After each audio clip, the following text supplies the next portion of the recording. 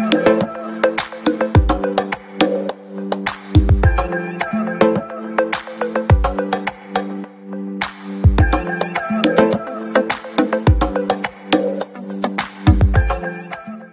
students, I'm back with our next class. In today's class, we are going to discuss a very important topic, that is chromosomal theory of inheritance. This topic is very crucial for both boards as well as for NEET exam. So all of you be very careful in today's class. Now, while we discuss chromosomal theory of inheritance, it's basically a theory which was formed when Mendel's work got rediscovered, or we can say when Mendel gained acceptance. Mendel's work did not gain acceptance during his lifetime. Only after his death, his work was accepted. And after it got accepted, then it was the chromosomal theory of inheritance that was being formed. All right. So, how it all happened, to understand that properly, let us start from the very beginning. How Mendel started working and what are the reasons why he did not gain any acceptance in his lifetime for his, for his work, and how after he passed away, how his work was rediscovered, and all of that together would be presented to you so that you can understand the entire thing in a very clear manner. So let's start from the very beginning. That see, Mendel, he started working with Pisum sativum or garden seed in the year 1856, and up till 1863 he completed his work. For 7 long years he continuously worked on Pisum sativum and tried to understand the principle of inheritance and variation, right? So for 7 long years he continuously worked, and finally he published his work in 1865. Okay, he published all the data that he had gathered throughout these 7 years. He published it finally in a scientific, publication that's called Proceedings of Brune Natural Science Society. Now, in 1800 century, of course, it was not just like in today's era. We have so much, we are connected to each other via social media, and so much, the world has become so small now because of the social media, or because of everything being so connected. But at that time in 1856 or 1865, when Mendel finally published the results of his experiments, at that time, circulation or reaching out to a large mass was not very much easy, unlike today. It was not at all easy. And that too, Mendel's publication, that is the Proceedings of Brune Natural Science Society, where his work was published, that journal did not have any much of circulation. It was not having a much, too much of circulation. So his work could not reach out to a large number of people so that he would gain acceptance. All right. So that was one of the reasons. Not only that, there are many other reasons why Mendel's work did not gain any acceptance. And that is because, see, Mendel was talking about something called factors, and factors would remain in pair, and so many things regarding factors. But then Mendel himself did not have any physical proof of the factors. He did not know how the factors actually would look like, where exactly it's present in the body, what is its shape or structure. Any physical proof regarding the factors that he was talking about so confidently could not be produced or could not be proven by Mendel. Next is that Mendel's work is mostly based on some, discrete units.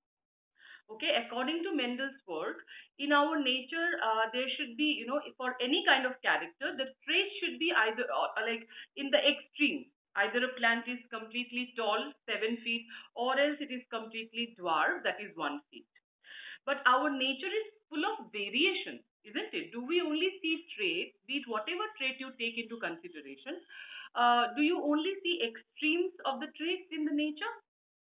Only tall and dwarf people, only completely, say very dark or very white people. Anything that is in extreme rather is found in less quantity in our nature, right? mostly intermediate traits are found to be in maximum, right? So anything that was, anything in Mendel's work to explain this variation that we see in nature was not explained at all, right? That was another reason why most of the scientists or contemporaries at that time, like Charles Wallace, etc., they were not ready to accept his work. Another reason why Mendel did not gain any acceptance was because of his method of analysis. He was trying to explain a biological phenomena mathematically, and at that time, explaining a biological thing mathematically was a very new concept and was not acceptable by most of the scientists. Likewise, another reason is that Mendel, when he was doing all this work, um, one of the biggest reason why he might have not gained any acceptance was because at that time high resolution microscope under which cell or cell division like mitosis or meiosis could be seen, such high resolution microscopes were not available. If they would have been available, people could have easily seen, or Mendel could have easily seen, that inside the nucleus actually there are things present which remain in pair. That is the homologous pair of chromosomes, isn't it? So he could have easily seen that actually what he was talking about, that there are things which remain in pair inside the nucleus, and the pairing is lost during meiosis. All of that things could be easily seen by Mendel if such microscopes would have been available, and if such things could be seen, of course, then for Mendel it would have been very easy for him to make people understand what he was trying to talk about. He could have easily produced physical proof of the factors, so which was not available at that time. Okay, because of that, it became very difficult for Mendel to prove himself to be correct, to validate his work. So, due to so many reasons, finally, when Mendel did not gain any acceptance for his work, in 1884, due to some kidney disorders, Mendel passed away. Okay, so in 65, he published his work and it did not gain any acceptance. And in 1884, he passed away. And once he passed away, everything related to Mendel was forgotten for a long time, for various many years. Now, see what happened in around 1900.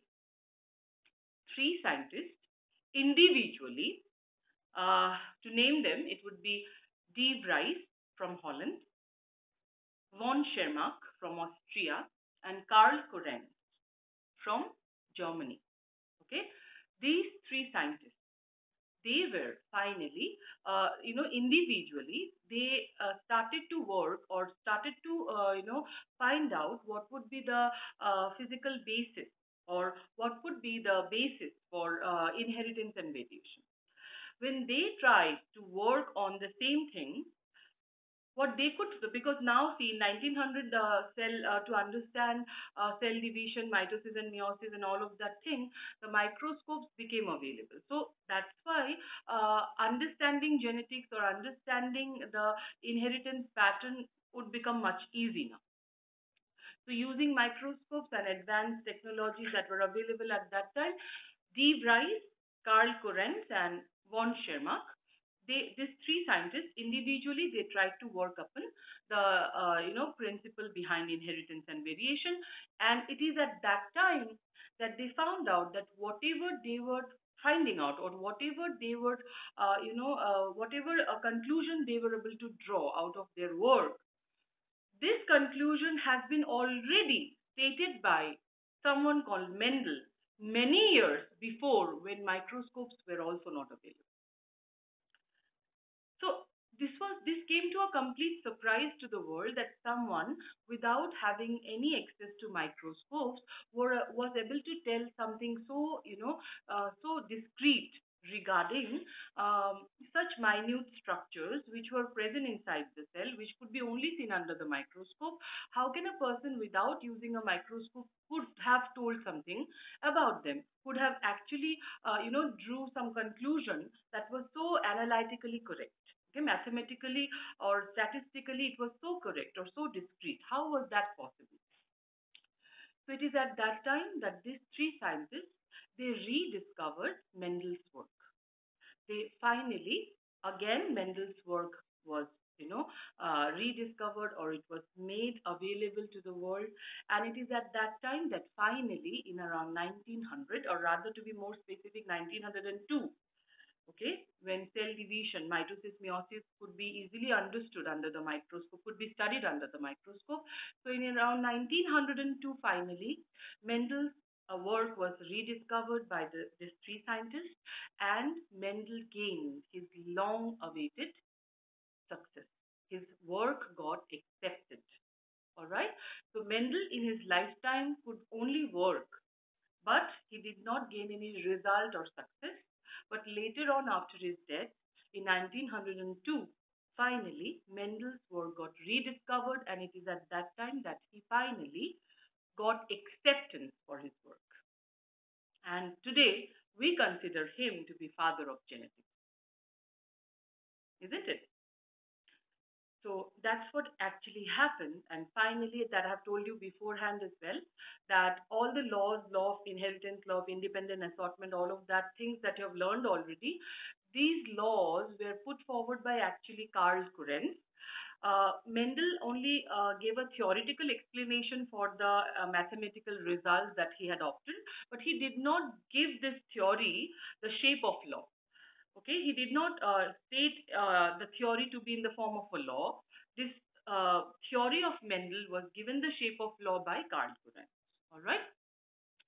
So now that Mendel's work got accepted, and all of a sudden it came to a great surprise to the world that someone before, without using a microscope, could have done such a discrete work. It is at that time two scientists, Sutton and Boveri, again individually, they were trying to find a correlation between the chromosomes that they could now see inside the cell or under the microscope, if there is some kind of a relation between these chromosomes and the so-called Mendelian factors. Okay, they now tried to correlate the chromosomes with the Mendelian factors, whether chromosomes and Mendelian factors are same things or not. So when they tried to correlate Mendelian factors and chromosome, they theoretized this entire thing, and this correlation came to be known as, or this correlation which was put forward in the form of a theory, that came to be known as chromosomal theory of inheritance. Understood?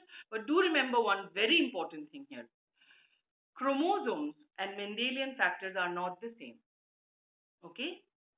Mendelian factors are not chromosomes, rather they are genes.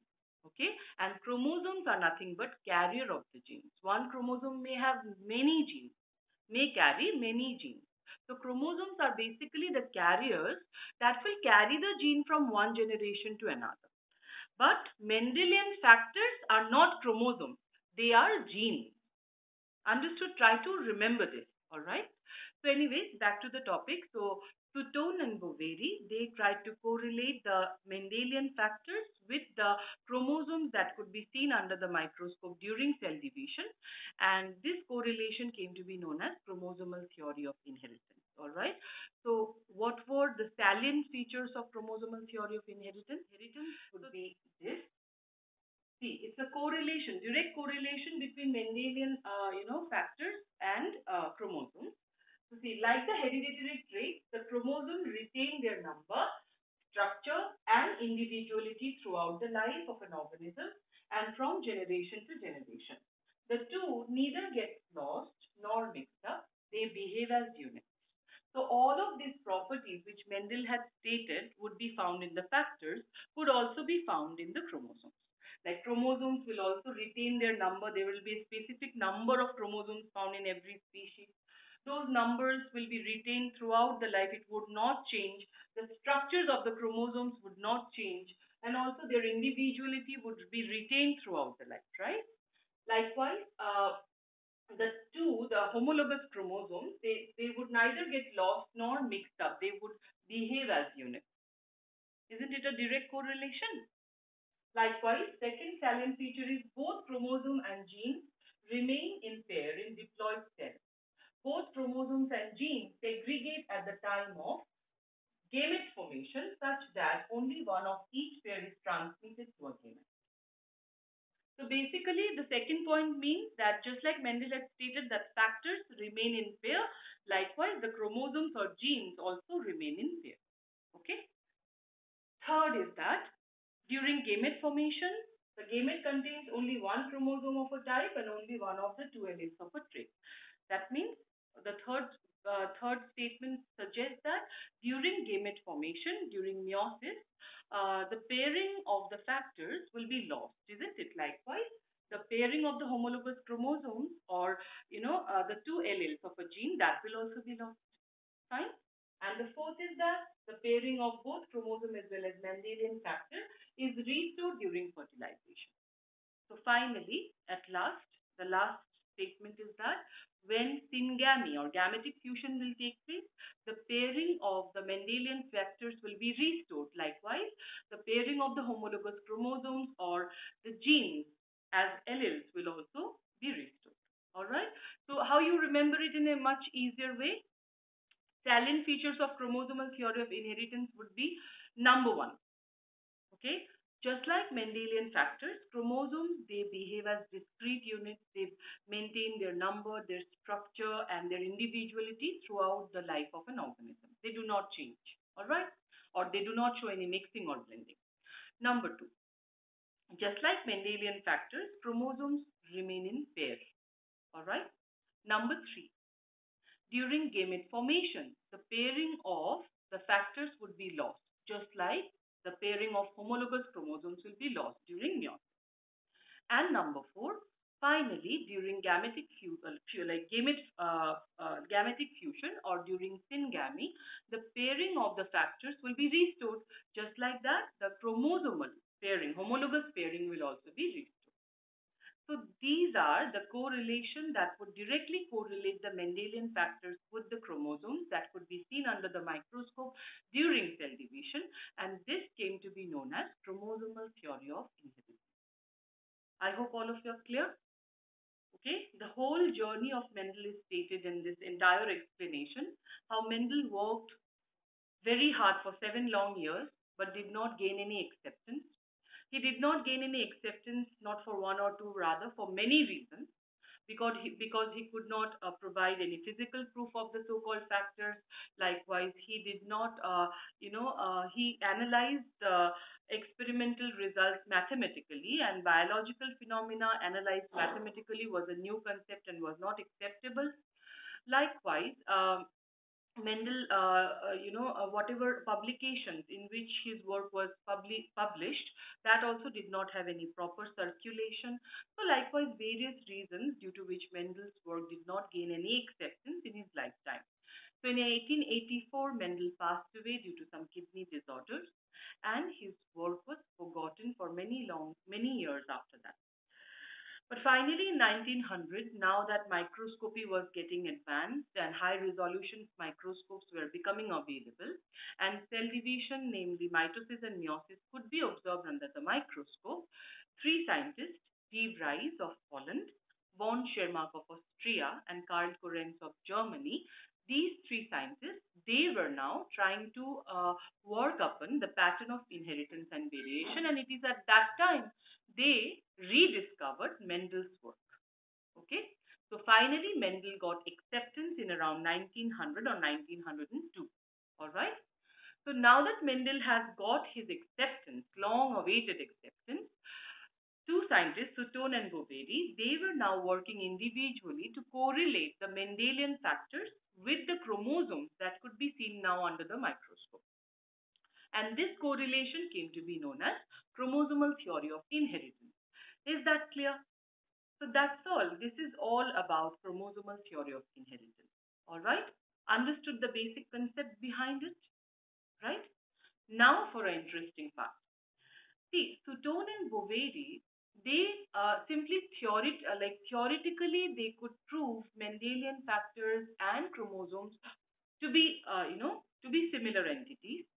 And by theoretically doing so, Sutton and Boveri were very much appreciated.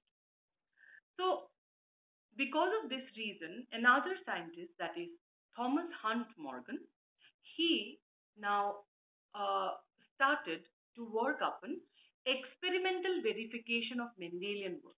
Okay, he actually wanted to conduct the experiment that was done by Mendel, and he wanted to produce the same result. Basically, he was trying to prove that Mendelian work was valid again, but by doing experiments, not by theoretically, doing some analysis. Rather, experimentally, he wanted to verify Mendel's work.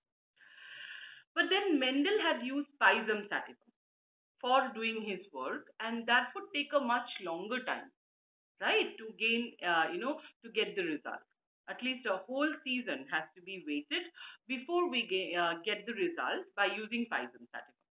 So what T.H. Morgan did is that for doing Mendelian experiments, but to gain results much faster, he used another experimental specimen this time, which would grow much more rapidly, and that was fruit fly. Okay, fruit fly, or scientific name is Drosophila melanogaster. Okay, it is the common fruit fly which you see in ripened up fruits, minute 2 mm size, minute tiny flies that you can see usually hovering over ripened up fruits. So those fruit fly or Drosophila was taken up to be the ideal experimental specimen by T.H. Morgan for doing his experiment, in which he would want to verify Mendelian's work, Mendelian experiments again. So there were reasons why Drosophila was chosen to be the ideal specimen. There can be so many other specimens he could have chosen, isn't it? But why Drosophila only? Why Drosophila melanogaster was chosen? There are not one or two, rather many reasons why. Okay, and because T.H. Morgan, or Thomas Hunt Morgan, he was the first to experimentally conduct Mendelian experiments. We also call him father of experimental genetics. Father of genetics is Mendel. Father of experimental genetics is Morgan, T.H. Morgan. Okay, so here are a few reasons why Drosophila melanogaster was chosen by T.H. Morgan for his experiments. See, it could be grown on simple synthetic medium in a lab. The fly has short lifespan of 2 weeks, only 2 weeks, and lots of offsprings can be obtained, by which the results also can be obtained much faster. And also, numerous generations are obtained in a single year. In a single year, numerous generations can be studied, right? A single mating produces hundreds of offsprings. Of course, Mendelian work was also, the credibility of Mendel's work was also because Mendel would work with a large sample size, not by studying one or two plants, rather by studying hundreds of plants, he would finally generalize something. So here, that problem is also solved because a single mating would produce hundreds of offspring. All right. Now, females are easily distinguishable from the males by larger body size and ovipositor. Ovipositor means the structure through which eggs would be laid. Okay, so because of ovipositor, or rather, females are a little larger than the males, so easily that could be distinguished, and any microscope or advanced technology was not required to understand the difference. It has only 4 pairs of chromosomes. Now, see, Pisum sativum have 7 pairs of chromosomes, but here for Drosophila, they are much more simpler. They only have 4 pairs of chromosomes. The more the simple the organism, the more it would be easy for it to be understood, to analyze its genetical pattern. All right. Now, it has many hereditary variations that can be seen with low resolution microscopes. So just like Mendel for choosing Pisum sativum, one of the biggest reason was that Pisum sativum would have easily distinguishable contrasting traits. If a plant is 7 feet tall, another can be as dwarf as 1 feet. If a plant would be a violet color flower, another would be a white color flower. So easily distinguishable, for which no microscopes would be required. Likewise, for Drosophila as well, a few of the Drosophila can be red-eyed, a few would be white-eyed, okay, which can be brought about by some mutation. If a particular Drosophila is yellow-bodied, another one will be, brown-bodied. So such kind of contrasting variations can be also seen in Drosophila, and which could be also easily understood by using a low-resolution microscope. because very high resolution microscopes were anyways not available at that time. And the last and a very important reason why is that it has heteromorphic sex chromosome in males, that is XY chromosome. See, in Drosophila, just like in human beings, the male Drosophila will have XY sex chromosome and the females will have XX sex chromosome. Okay, so because of that, using Drosophila when the work would be conducted, the sex-linked inheritance pattern, how the sex of a offspring is, decided, even that could be, given some hints upon, or at least that, or in a very simple way, at least even that could be understood well. All right. So this is another very important reason why Drosophila was having much more advantage rather than working with Pisces sativum. So that's why Drosophila was chosen by T.H. Morgan for his experimental analysis of Mendelian work. All right. But here again comes another twist.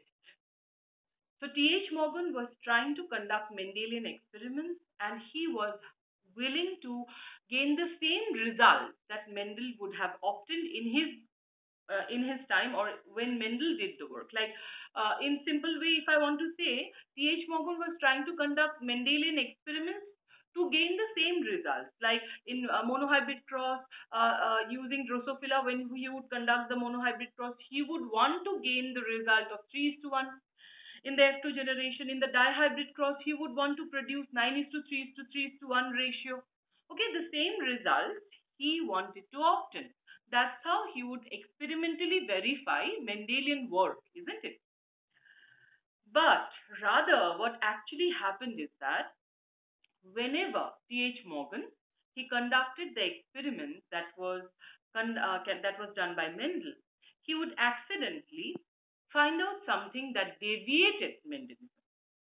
Okay, like when he conducted the dihybrid cross of Mendel, instead of gaining the same result that Mendel had obtained, he rather found out a very important deviation to Mendelism, which we call as linkage.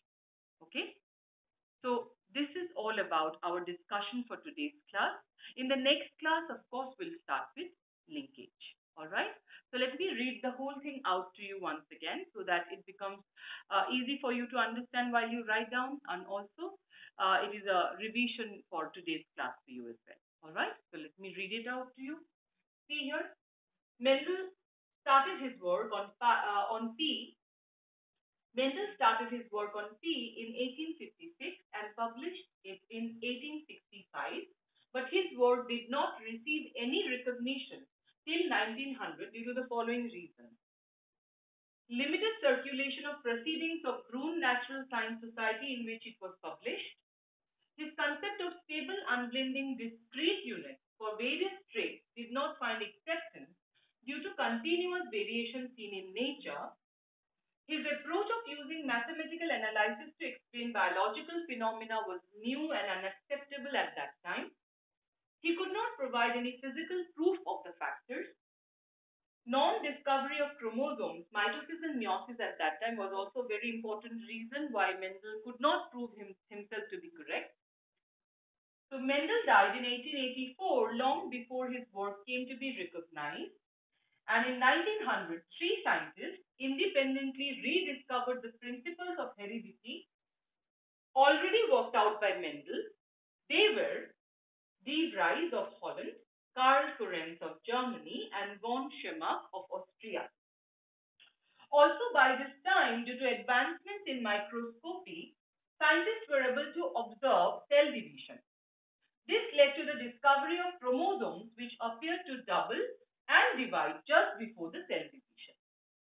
So during 1902, chromosome movement during meiosis had been worked out, and it was found that there is a striking relationship between Mendelian factors and the chromosomes. Alright? Now, chromosomal theory of inheritance was proposed independently by Sutton and Boveri. The two workers found a close similarity between the transmission of hereditary traits and behavior of chromosomes while passing from one generation to next via gametes. So Tone united the knowledge of chromosomal segregation and Mendelian principles and called it chromosomal theory of inheritance, and the salient features of which are as follows. This I've already read for you. Number one, like the hereditary traits, the chromosome retain their number, structure, and individuality throughout the life of an organism and from generation to generation. The two neither get lost nor mixed up, they behave as units. Both chromosomes and genes remain in parent diploid cells. Both chromosomes and genes segregate at the time of gamete formation such that only one of each pair is transmitted to a gamete. Number three, a gamete contains only one chromosome of a type and only one of the two alleles of a trait. And the pairing of both chromosomes as well as Mendelian factor is restored during fertilization. Thus, homologous chromosomes synapse during meiosis and then separate independently into different cells, which establishes their segregation and independent assortment. Alright. Now, experimental verification of chromosomal theory of inheritance was performed by Thomas Hunt Morgan, who is also called the father of experimental genetics, and using Drosophila melanogaster or fruit fly. Now, these are the reasons why Drosophila was chosen, which already all of you know about. So that's all for today's class. In the next class, we'll start with linkage.